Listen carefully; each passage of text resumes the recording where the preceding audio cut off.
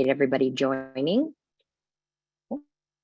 And I just wanted to recognize that the Farming and Food Narrative Project started out as a partnership between Red Tomato Frameworks and IPM Voice.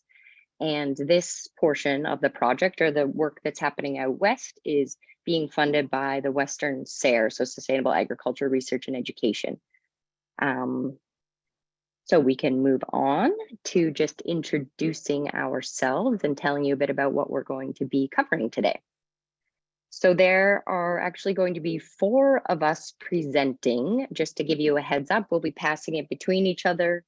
And while I introduce ourselves, you can feel free to put a little bit of information about yourself in the chat, including who you are, where you're joining from, and what you do.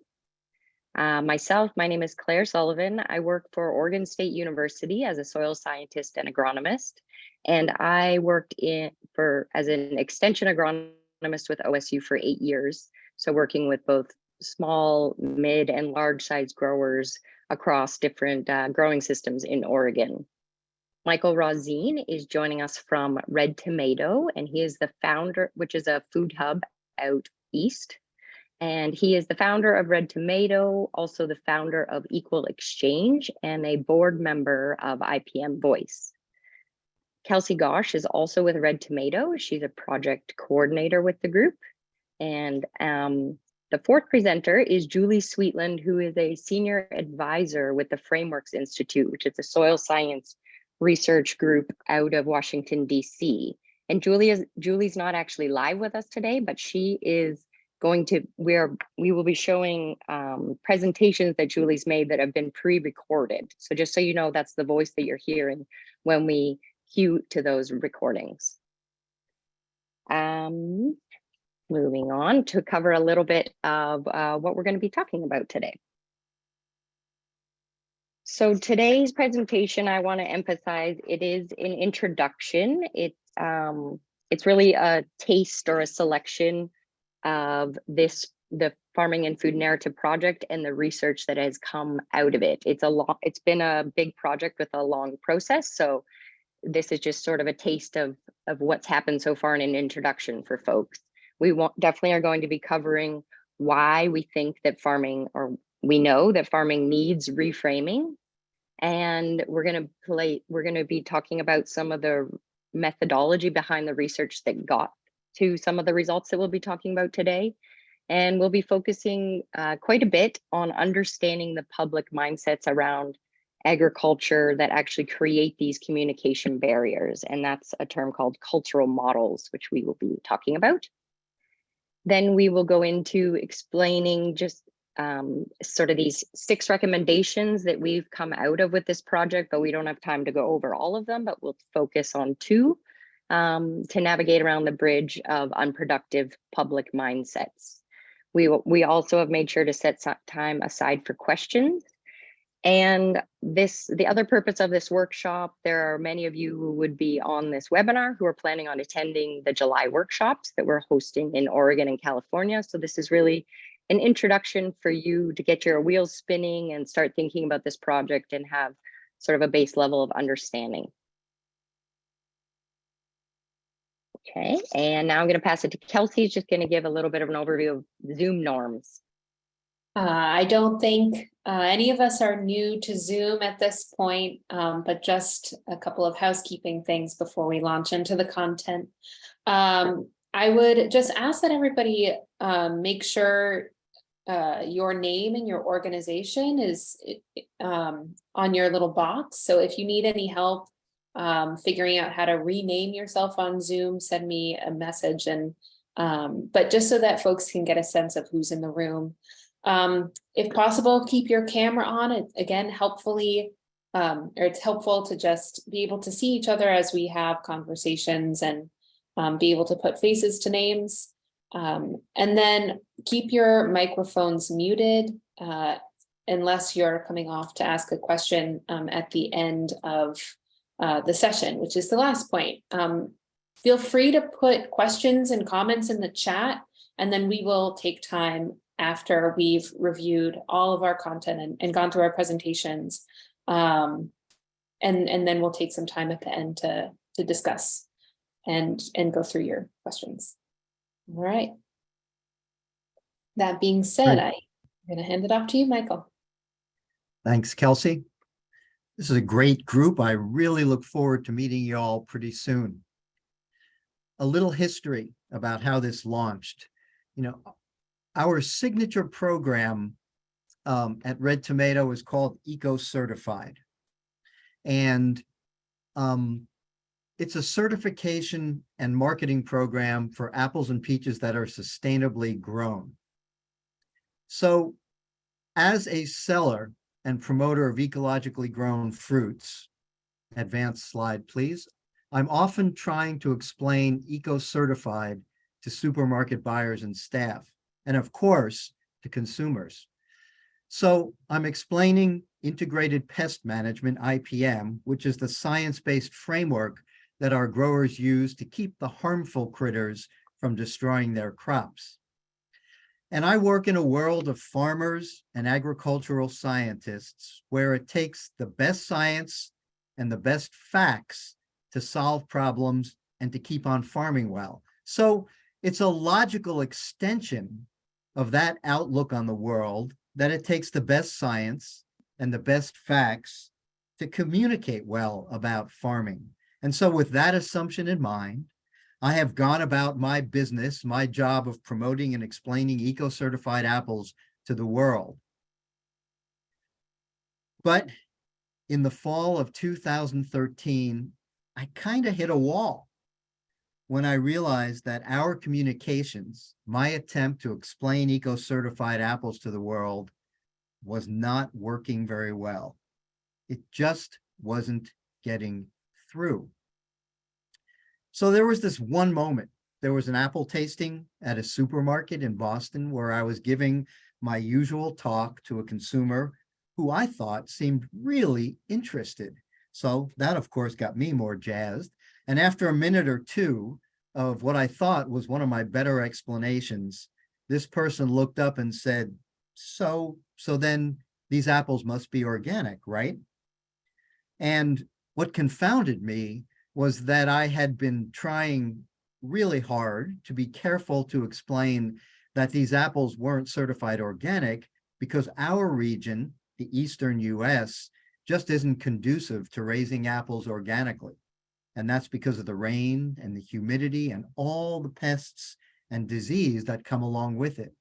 And that eco-certified, the apple that you're eating right now, this is a great locally grown alternative. So in processing this moment with this consumer afterwards, I was really able to face the mirror and turn my failure to communicate. This is an iconic moment in the film Cool Hand Luke, 1967. What we got here is a failure to communicate. And I was able to turn my failure to communicate into a kind of a breakthrough. This wasn't about my presentation. It wasn't about the science, the facts, or my personal delivery. This was about how people process new information, how they filter it. This was happening inside of the minds of the people we were talking to. And that insight, slowly over time, piqued my curiosity for cognitive science, and it led to the start of the Farming and Food Narrative Project and the three-way partnership that Claire mentioned with IPM Voice and the Frameworks Institute in DC. And their purpose is translating complicated science into simple metaphors that ordinary, regular citizens can grasp. So the initial aims of the Farming and Food Narrative Project were, and still are, to understand how minds actually work and process information in order to understand how we can change them. In the early days of the Farming and Food Narrative Project, there's a red tomato grower we work closely with called Steve Groff, a vegetable grower from Lancaster, Pennsylvania. And at the same time that I was going through these changes, Steve was becoming a national spokesperson for cover cropping, practicing his skills at public speaking all over the country, and he was paying a lot of attention to framing and communication. He attended a couple of our project meetings. In this video, Steve Groff explains why farming needs framing. Hi, I'm Steve Groff, a vegetable farmer in Lancaster County, Pennsylvania. I've been a pioneer and advocate for cover cropping and reduced tillage farming for many years, and I can't imagine farming any other way. Over the years, in trying to explain my approach to farming to others, I've learned the hard way that there are many misconceptions out there about farming. Fewer people than ever are working on farms. Our society has lost its understanding of what it takes to produce high-quality crops in ways that are environmentally sound and socially responsible, yet financially viable. That really matters because public thinking is what drives both public policy and how the marketplace functions. We need to rebuild a shared understanding that the decisions we make as a society affect our farming communities. And this is why farming needs framing. We use framing in our daily lives, often without realizing it. Framing is the choices we make about what to say, how to say it, what to emphasize, and what to leave unsaid. Framing affects how people hear us, what they understand, and how they feel and act as a result. It affects whether people take farming for granted or tune into the issues that agriculture is facing. The solution isn't as simple as just giving people more information. It's noisy out there, so it's hard for us to break through. And it's noisy in people's minds. People hold assumptions that affect how they hear what we say. And frankly, it's sometimes noisy within our own field of agriculture. Too often, we let disagreements about what we mean by sustainable farming to get in our own way. We need a different approach to communication. We need to reframe. That's why the Farming and Food Narrative Project exists. We aim to equip agriculture voices to move public mindsets on farming. We're striving for collective impact by moving towards shared framing. But this isn't a script that we're hoping that all of agriculture will just simply repeat. It's a flexible approach with plenty of room to hold the diversity and complexity of farming. We partnered with the Frameworks Institute, a nonprofit that uses social science to develop and test framing strategies that move mindsets. Together, we interviewed growers, agricultural scientists, and farming advocates to nail down the big ideas that we need to get across to the public. We went out and talked to ordinary people and compared how they think about those concepts. We came up with dozens of different ways where we could frame ag topics. Then we tested them on focus groups and nationwide experiments to see which ways work best. And we've got results. I think what the project has found will make a real difference. The Farming and Food Narrative Project is ready to start reframing farming together with other farmers, scientists, and food and agriculture organizations. You're invited to get involved as we create, share, and use new tools for communications. When you're ready, please dive into our resources and connect with us. Hi, I'm Steve Groff, a vegetable. Probably once is enough, right, guys? In this next clip, Julie's gonna introduce you to frameworks and kind of give you a sense on how they look at the world of communications.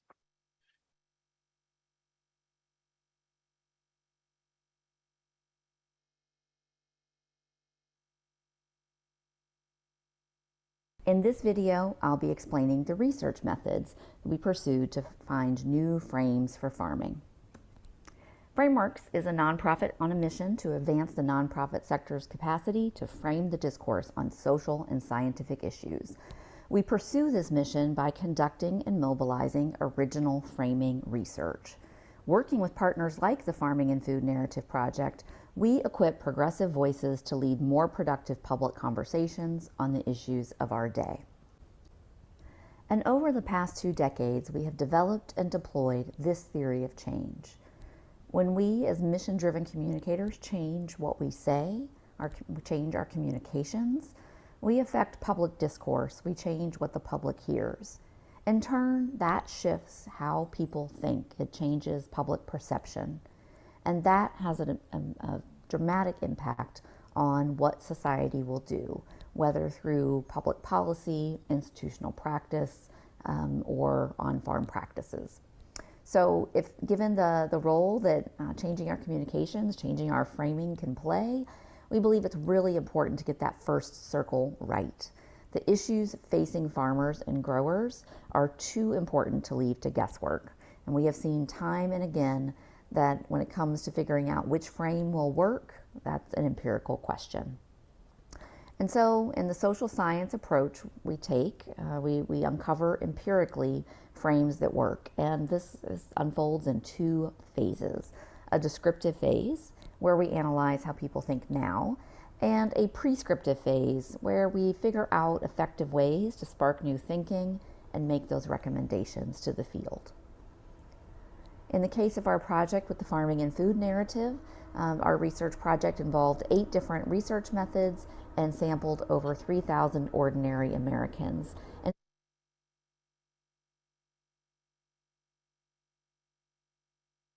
So here's a little more about what they actually did. This is going to be a fast sweep. Kelsey, if you can advance to the next slide, and on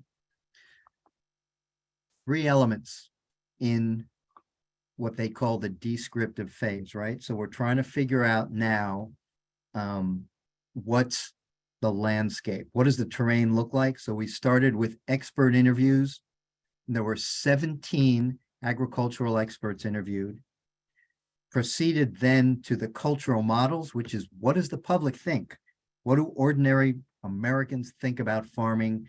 And we're going to come back to this, and we're diving deep into this one in this webinar. The third part of descriptive was the media and field frame.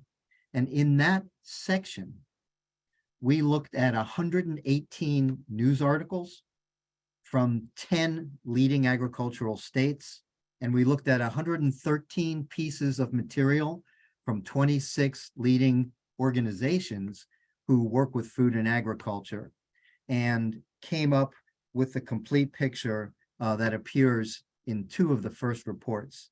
So onward, and Julie is going to take us behind the scenes of the cultural models research.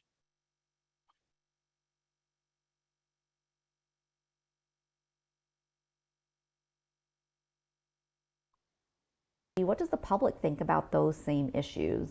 So we investigated American cultural models of food and farming through this method of cultural models interviews or cultural models analysis. So these are, we conducted in-depth, semi-structured individual interviews in 2018. Each of them lasted for up to 2 hours. We did this, you can see on the map, across the nation in 4 different USDA regions. And we had 6 participants per state or region.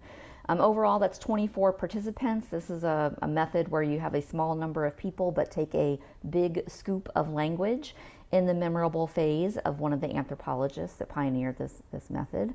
Overall, we had nearly 1,000 pages of interview data, just to give you a sense of the amount of data we were working with. And so, again, this is a small sample of people, but it is diverse. Among those 24 people, we had a range of ages.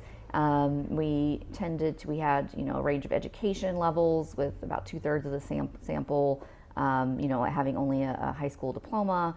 Racially and ethnic diverse sample, so about close to half of participants were white.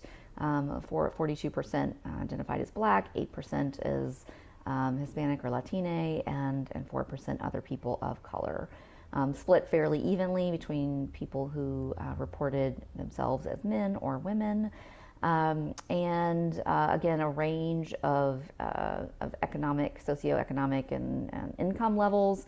We got clear instructions, quote unquote, we don't want this to just be whole food shoppers, and so the majority of our sample reported a household income of under $100,000 a year.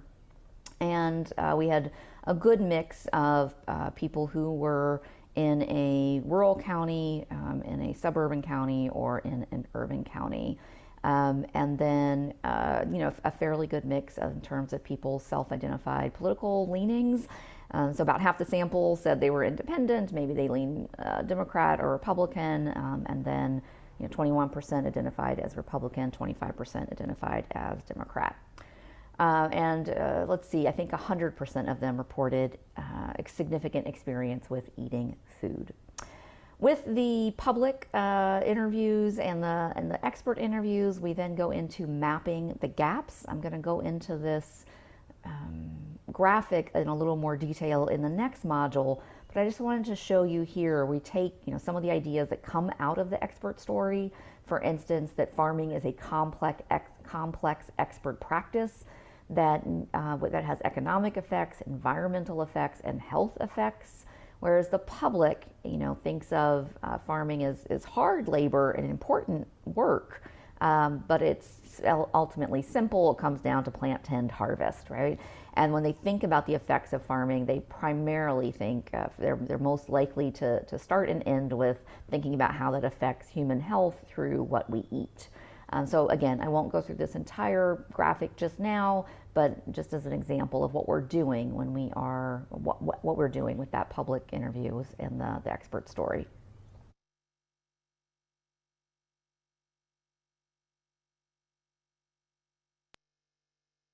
So I'm not a social scientist.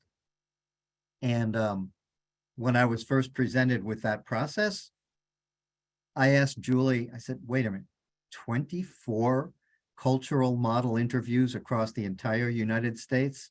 How does that add up to an authoritative picture of mental models? And the research team, I remember they said, everybody asks that question. And the thing to understand about this social science process is that this is not a survey where we are looking for a quantitative majority of opinions from a large body of people. This is in-depth social science, and we're looking for patterns. And the patterns emerge once we kind of cross into that 20 to 30 number. And she said they had one client that insisted that they go and double the number and therefore double the cost of the research. And they found that it actually made no difference in change. In the second half, the second phase is called prescriptive, when we're looking for the reframes that actually work, that are proven effective. And that happened with 50 on the street interviews, which for us, because of the pandemic, were on the screen. And then you get to the large numbers in the survey experiments, where 3,155 people were interviewed on screen as a way of testing reframes. And then finally, back to qualitative research in focus groups. And there were four focus groups done at the end to kind of look at the interaction between people as they process through the surviving reframes that got that far.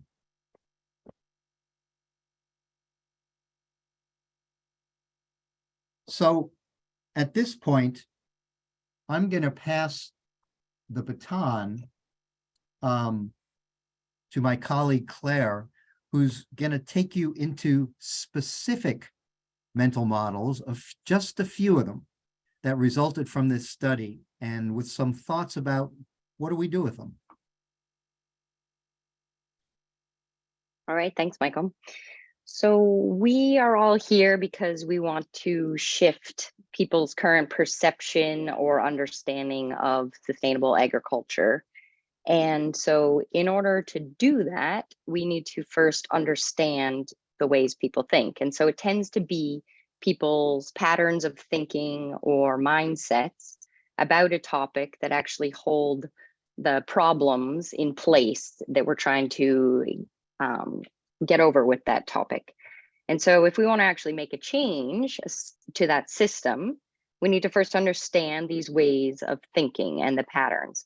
And so when, just for reference, another way of saying ways of thinking which is maybe an easier way to swallow it. In the social science research, it's called either mental models or cultural models. So you've heard those words before, and that you'll hear them again.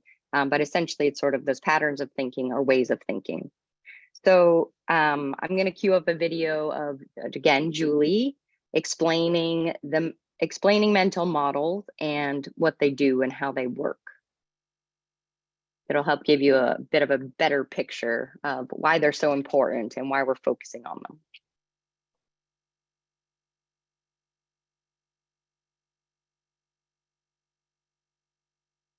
So they are widely shared, assumed patterns of thinking that shape how we make sense of the world and what we do. Typically, they've been around for a long time, and they are in lots of places in society. There are multiple models on any given issue, and we can think of them as positive or negative, or productive or unproductive, depending on the opinions that flow from them and whether those are helpful for our goals or not.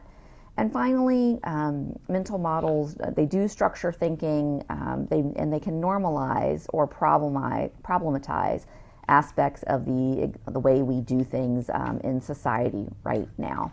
So let me give you an example of what I mean by some of that. So here are the first 25 or so pictures that come up on Google Images if you search for farm. And you'll notice here are some trends, right? There's the vast open space, tend to be row crops, and always the red barn off in the distance. This is a very idyllic kind of conceptualization of farms. So these are some of the pictures in our head as a culture. When things are widely shared like this, common, highly available, recurring again and again, we think of that as a dominant cultural model.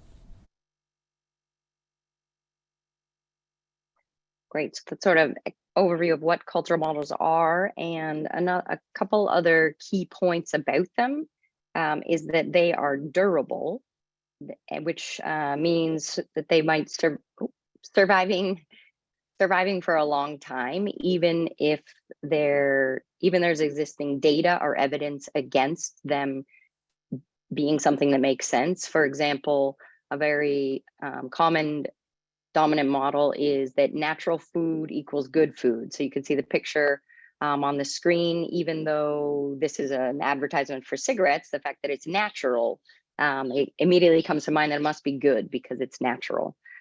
So they're things that have existed for a long time, and so they're quite set. They can be quite set in people's minds.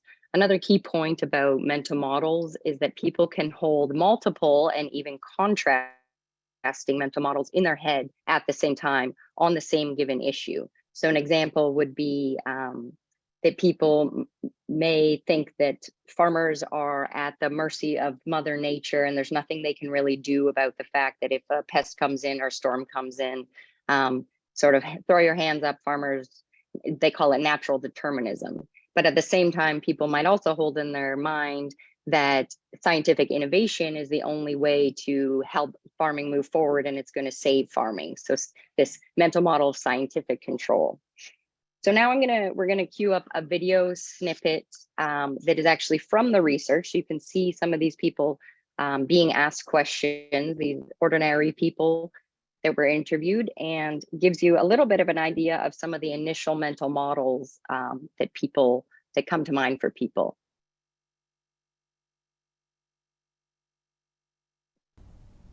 What comes to mind for you when you think about farming? Food. Fresh vegetables. Corn. Soybeans. Corn. Animals. Cattle. Tractors. Farm equipment. Tractors. House in the distance. I think about land. Rural areas. Large spaces. Open plains and sunshine. Vast, acres of land. What types of things do farmers have to make decisions about? What to grow, what they can grow. What crops would be the best thing to grow that year. What are they going to grow? When to plant certain things. When to plant, what to plant, what kind of rotation to use. What kind of crops to plant, how to rotate the crops. Making sure that they have the right necessities that they need to keep their farm running. How much feed is necessary for all the cows I have and all the pigs I have? What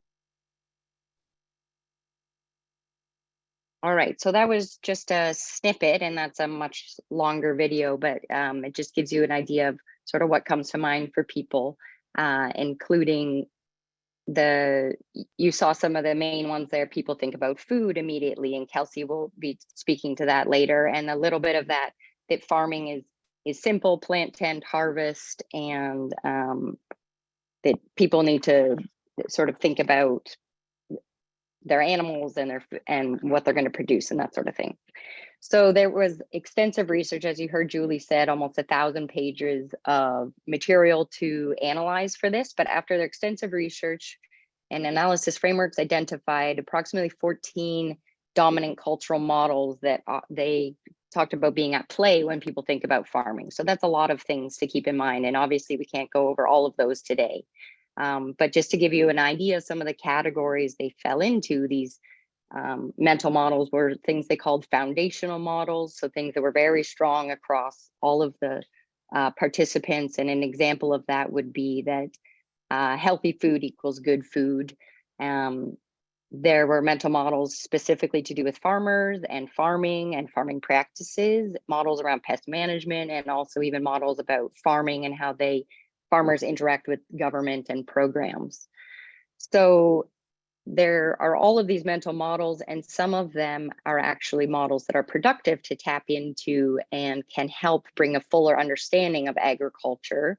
And they might help as we're trying to get recommendations across to people, while other mental models might be unproductive and actually depress the support that you're trying to get. So in the next segment, Julie is going to talk a little bit. We're just going to show 3 mental models that have specifically to do with cultural models of farming practices. And she does a good job of saying sort of why you might want to be cautious or about using these mental models or referring to them. When it came to farming practice, this was a lot harder for people to think about. People don't have a robust sense of what happens on farms. When we push and probe people to tell us what they think, here are some models that we see coming through. First is that farming is formulaic, that it comes down to 3 simple steps, plant, tend, harvest, and then repeat. And so that it's hard work, but ultimately simple decisions and simple labor. Second is that farming involves trial and error, that it's a process of watching and observing and keep trying until you find what works. And then thirdly, that farming is a craft. It's almost like artisans, that have learned and using wisdom passed down through the generations, often through families. This taps into and connects to the farmer's love of the land idea. And again, I'm not saying that any of these are untrue or wrong per se, but they are incomplete, and they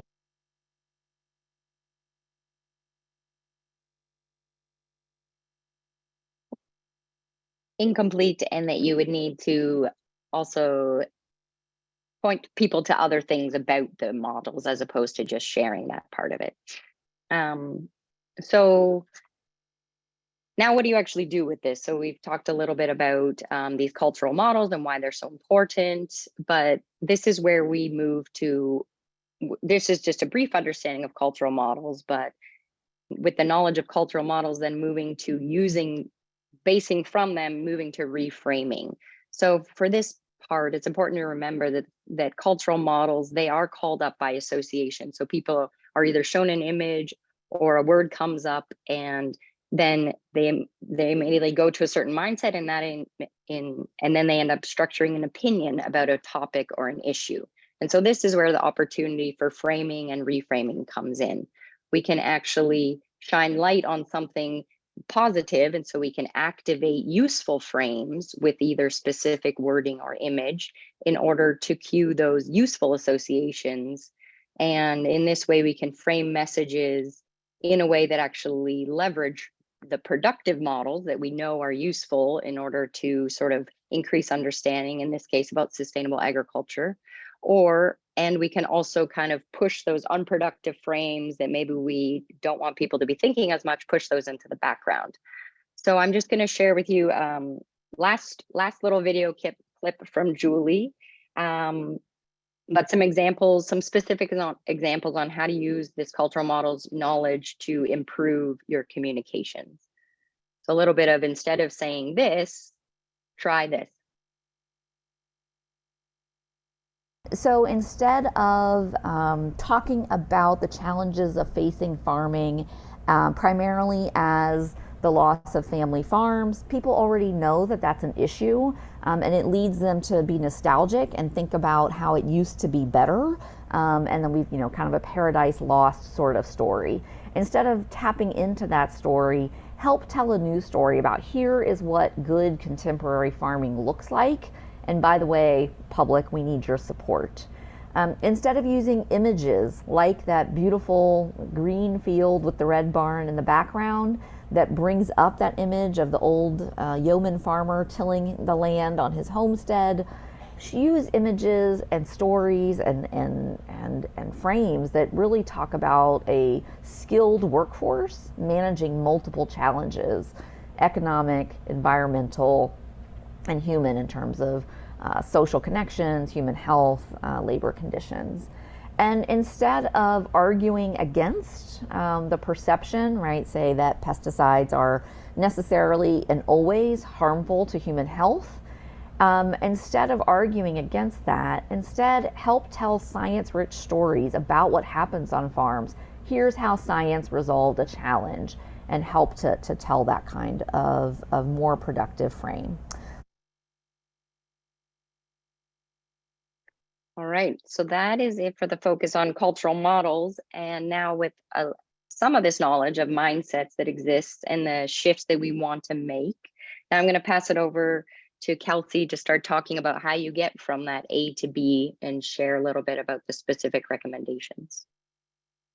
Yeah, so thank you, Claire. If we understand the different mindsets or cultural models that exist in the public, and we know what the goal is, what the understanding we want the public to have about agriculture in the field, there's got to be some miracle in this graphic, or there's some way of bridging that understanding in the public and the reality of the field, and that is where the recommendations come in. So our final report was released in December, and it included 6 recommendations on how to effectively bridge those gaps in understanding, but also lean into the opportunities based on the mindsets that exist and are helpful to tap into. So both leaving behind, what we don't want to something that isn't productive, and then, leaning on what is. So the 6 recommendations include start with farming, not food, which we'll hear a little bit more about in a minute. Make the story about interconnection, which is those 3, especially around those 3 elements that Julie mentioned in her last video, the economic, environmental, and social implications. They're all intertwined. Nothing exists in a vacuum. Show how adjusting farming practices and policies can contribute to the type of communities we want.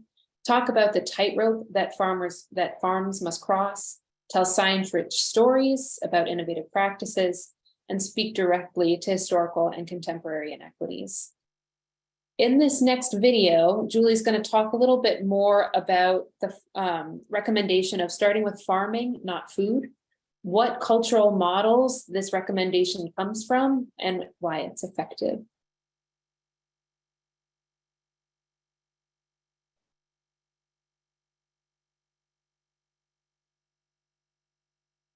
As part of the Farming and Food Narrative Project, we interviewed ordinary Americans to analyze how they thought about farming, and we noticed that people primarily associate the topic with food and food production. We would ask about farms, we'd get answers about grocery stores and eating. That's not particularly surprising, but what was interesting was where conversations went from there. When people were talking about food, the conversation often gravitated toward food safety. People focused on the purity of food and wanted to see farmers do as little as possible to their crops because they were worried about whether pesticides or other chemicals would harm their health. This kind of thinking makes it hard to build support for approaches like integrated pest management, which does lead to a safe crop and which in many instances is the most practical way to farm in an environmentally friendly manner. If we could get people talking about farms, on the other hand, then people began to think less about their own personal concerns and more about the concerns that face farming as a whole. People talked about the impact of changing weather patterns on crop production and farm viability. They wondered whether our policies are doing enough or doing the right things to support farming. They brought up what they knew about different farming practices and recognized that they didn't really know what it takes to farm in ways that care for the environment and for all the people involved in producing crops. So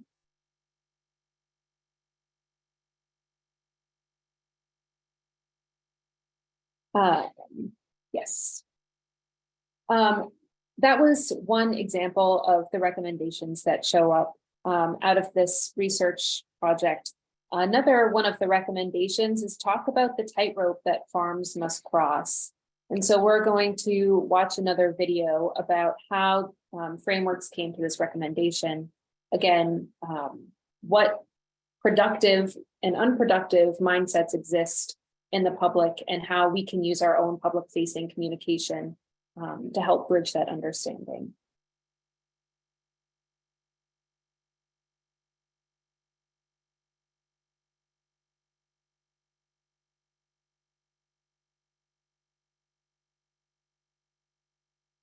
So to get these ideas across, we at the Frameworks Institute developed and tested several metaphors. One of them was simply squeeze, to talk about that cost price squeeze. But we found that that metaphor, while it had a lot of positive effects, left people thinking that farmers were simply at the mercy of macroeconomic forces and there wasn't room for any agency or change. The metaphor that we found worked best was comparing farmers' risky, complex decision-making to crossing a tightrope. This led people to appreciate the balancing act involved in farming. So in comparing this risky, complex decision-making to crossing a tightrope, we can talk about how current policy and market conditions make it harder for farms to make it across, and how the right changes could help more farmers strike the right balance. Here's what that metaphor might look like in practice. And I'll pause so you can just read this yourself. So when people were exposed to this metaphor, we found that people had very different attitudes towards farming. They felt that it was important to offer policies to stabilize farmers, and they felt that it was important to give farmers the support they need as they balance worker needs, health and safety issues, new investments, and other competing priorities.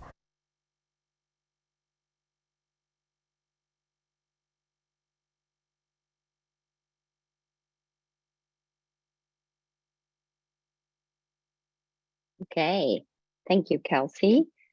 So that was just a taste. I realized we only had time to go into 2 of the recommendations, and we do have there's a whole set of 6. But this whole sort of intro webinar was really to give people a taste of both the research process, how we came about with these recommendations. I do realize we put some focus on cultural models, and that's sort of because it's so foundational and important to understand where people are coming from in order to start shifting their mindsets. So just to let you all know, there are quite a few folks on the call, I believe, who will be at the July workshop. We're going to really build off of this intro a lot more, and we will be diving into the 6 recommendations quite a bit. People will be working with their own communication materials and actually working on both identifying what cultural models might be activated by their communication, but also how to work with the reframing to change some of their communication. So we're really excited about that upcoming workshop. And there are many ways for other folks to stay involved if you're not going to be at that workshop, which we'll share a link at the end. But those are the sort of concluding thoughts. And now we definitely want to open it up to any questions and comments from the group. And you can either just put a note in the chat and Kelsey will manage those. Otherwise, feel free to unmute yourself and go for it.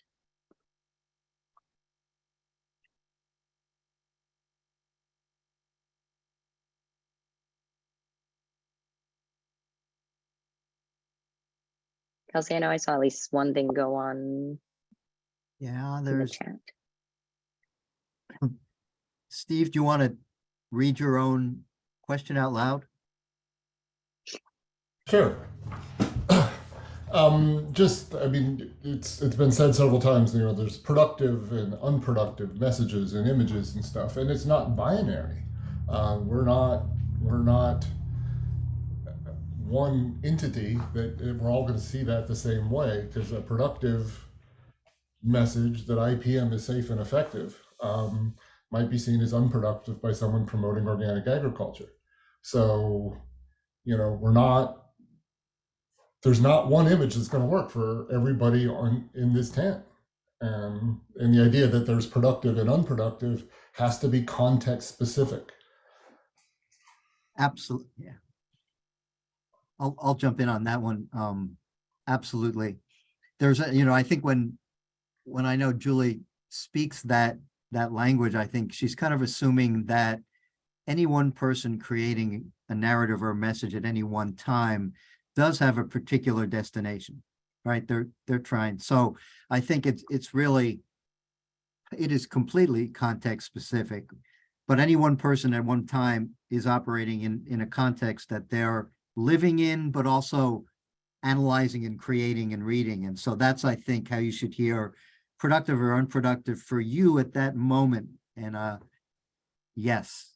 That makes more sense, and I appreciate that explanation. Thanks. Yeah.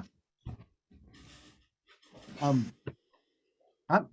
want to invite, I'm looking at a comment from Hal Hamilton, Sustainable Food Lab, appreciating the tightrope metaphor. And Hal, I'm wondering if you wouldn't mind just telling us why that metaphor struck home for you, and why you think maybe it would be effective with your own work. Yeah, Michael, I think so many of these conversations get polarized. You know, it's farmers are either this or that, and just about everybody can empathize with the situation of somebody who's trying to balance multiple demands.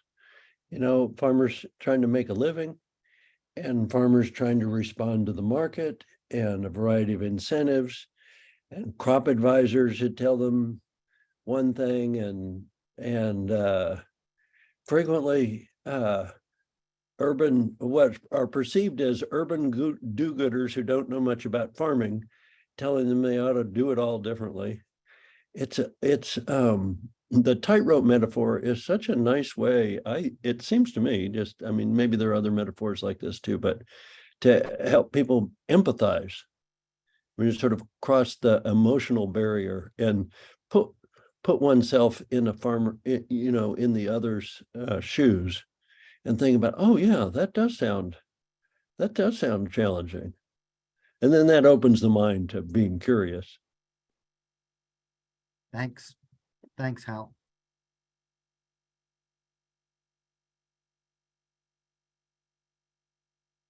We have some more comments and questions coming in. Part of the issue with IPM is that it has a wide range of definitions, some of which might involve some highly toxic materials.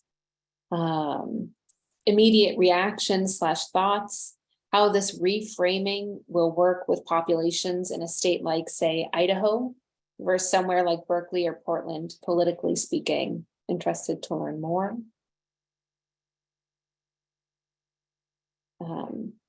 An agreement with Hal. It's a really evocative metaphor for understanding how critical balance is. And then we have a question, in a sense, maybe a bigger question from Dina. Farming can be further translated into land stewardship, way of life, also homesteading. Will not necessarily produce food for the market. Is homesteading a way of life?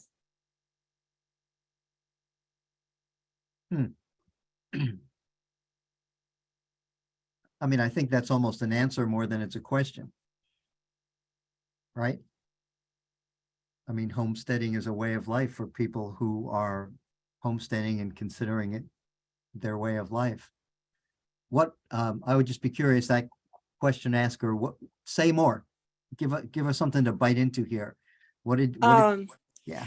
Okay, I've been on this journey for a while. I'm not a farmer, but where I live, I have a good exposure. I live in Boulder, Colorado, and I've been participating in multiple events that farmers, and especially young farmers, host for themselves and for the public to share resources and involve folks. So yeah, I've been on this journey for a while, and there's like for public, yeah, it's really hard to get. I mean, if it's still for me, it's a glimpse into reality. My perception I really appreciate your work, but kind of my position right now is to step back, much back, and see how city interacts with rural areas and why rural areas in decline, and kind of big picture of major resources like land use and water. So this also results in this, I think, public opinion about cheap food and food insecurity. All these things coexist, like food deserts in rural areas, food deserts in the city. It's kind of the same term, but totally different model. Dina, are you in a position now where are you communicating as part of your work or part of your life? Are you communicating with rural neighbors or more with people in cities? I would like to communicate with architects and planners, and that's where my background is. And I see major gaps, and I really appreciate your work. It kind of helps me bring my thinking, to some edges. I identify edges, and that's where I see like total lack of understanding for the public about that. If, for example, like those allies, enthusiasts about regenerative agriculture, which is, I guess, sort of sustainable, and regenerative agriculture implies sustainable and ecological. Is that correct? Yeah, I mean, I think everybody on this bus would say that there's not a global definition that's been accepted, but I think sure, and it involves soil health and biodiversity at its core. Yeah. So I would like to focus, like what I've been observing, that people also admit that farmers have to have a regenerative lifestyle, like sustainable lifestyle. They have to have access to health, community, and healthy food, and this is all often not the case. And there are many kind of reasons and historic developments, and it kind of goes back to Wendell Berry and his explanation why there is it was socially destructive what happened to the land and so on. So yeah, I mean, I know I totally come from a different perspective, and I really like, the system, the social approach from social sciences. I also would like to point out that when you mentioned this, one of the goals is to create science-rich stories. Right now, science is in such bad position in terms of like how to communicate with public. There is like no trust. People believe, I think it's almost like common knowledge, that science is manipulated by big money. I think I appreciate Dina. I appreciate your example and you giving us your context, which is kind of desiring to communicate with professionals like architects. And I'll just conclude this by just saying that so much of the framework's work is actually taking science language and trying to figure out how to make it intelligible to most everybody. And I feel like that is really in some ways where this project started. I want to turn the corner. Kelsey, I'm seeing, do you have any questions queued up that are in the form of questions? Because I wanted to turn Gil's comment back to Gil in the form of a question, because I think it's so much one of the hardest things we have to deal with is when agriculture brings up or conjures up the image of toxic substances of any kind. Like right now in the press, PFAS chemicals are coming up in our work an awful lot as the kind of world discovers the ubiquitousness of PFAS everywhere. Gil, in your comment about toxic, what did you hear in this presentation, or what are you discovering as helpful ways to reframe those conversations that you inevitably have about toxics and things that people think are harmful? Well, I wish I really could answer your question. I do try to talk about these things. I mean, there are very toxic natural chemicals like rotenone and some other things that. So it's very complex, and I'm kind of throwing up my hands right at the moment, and so I'm afraid I can't give you the kind of answer that you would like, but I do try to talk about the complexity of things. I'm currently running a small, as a second career, a small local foods enterprise. And so I am trying to communicate with people around me. But it's, I've been doing I think it's a great approach that you've outlined here. Like I say, the problem is that for me as a social constructionist, there are all sorts of ways of understanding the world. And those who are promoting, there are like farms.com, the conventional ag places where science and advertising are fully integrated. So anyway, it's a difficult issue, but I think the kind of general approach outline gives some tools that people could use that might help them make some of these cases. I think we really have to always understand what the views are of the people we're talking to. And, that's an excellent, a critical thing. Yeah, so. an excellent point there. And I'll just throw out that as I've gone through this journey myself, and I speak to a more public-leaning audience, I no longer try to explain integrated pest management. I don't even go there to that language. I simply go to the concepts and the values that are embedded in it and try to explain those things. Yeah, I'm wondering. Well, and can I just briefly, because we didn't get to that one, but this obviously is a very big part of, I mean, IPM Voice, it was one of the founding partners. A big push for this project was the struggle to explain IPM. And one of the recommendations is the one that's about telling science-rich stories, some of the examples, and people, when those of you who go to the workshop will talk about this more, but that's sort of where the pest management ways of trying to navigate that come in. And is exactly what Michael said. There are so many definitions about IPM, and instead of just throwing out a definition about IPM, what they found through their research was actually explaining some of the practices that are involved in integrated pest management, rather than necessarily calling it that or saying your sort of regular IPM thing that we learn in school and that we throw out to people. So, and it is probably the trickiest one, especially when people are immediately turned off by the word pest, how do you talk about pest management? Because it's so critical to so much of what we do in agriculture. So, to be discussed further, definitely. And sorry, I cut you off, Mike. No, it's totally fine. On the spirit and on the tails of what you said, Claire, we were hoping that having this webinar was not only introductory, but it was really to get your wheels spinning in preparation for the in-person time we're going to spend together in July.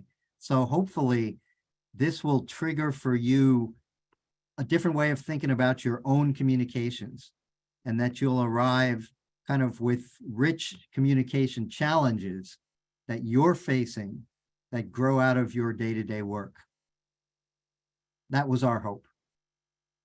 Any other concluding remarks, Claire, Kelsey?